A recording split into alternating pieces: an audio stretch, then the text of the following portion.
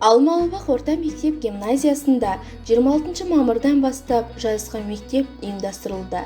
Бір жыл бойы Глобалап зертханасына 4-10 сынып оқушылары белсенді қатысып, өз жобаларын жариялап, халықаралық сертификатқа ие болды.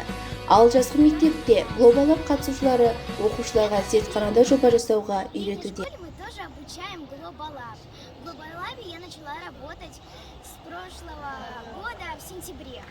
В Глобалабе есть разные проекты. Сложные и простые, интересные.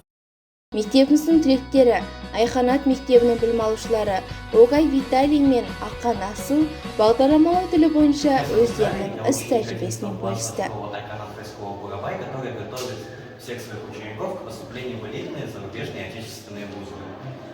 Был очень сложный отбор на поступление, но все-таки я смог поступить, и я этим очень благодарен своей родной школе, средней школе гимназии силового наук. Сүлейман Демирел университетінің оқытушылары ұйымдастырған ағылшын тіліндегі дебат клубында 8-11 сынып оқушылары өз ойын еркін жеткізуге идеясын дәлелдеуге үйренуде. When you are in a critical situation, you are thinking very fast. Робототехника заман талабы. Оқушылар көптеген зерттеулер жүргізіп, Arduino конструкторы арқылы роботтарды жинап, әрі бағдарламалауды меңгеруде. Сонымен қатар, бастауыш сынып оқушылары қуыршақ жасау техникасын үйреніп, шағын қуыршақ театрын құрып, түрлі тақырыпта зерттеу жобаларын жасап жатыр.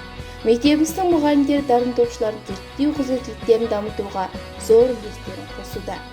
Жазғы мектепте шахмат, қолөнер жұмысымен айналысу, сурет салу, өлеңді мәнерлеу оқу жарыстарына дайындалып, республикалық деңгейде үлкен жетістікке жетуді мақсат етеміз.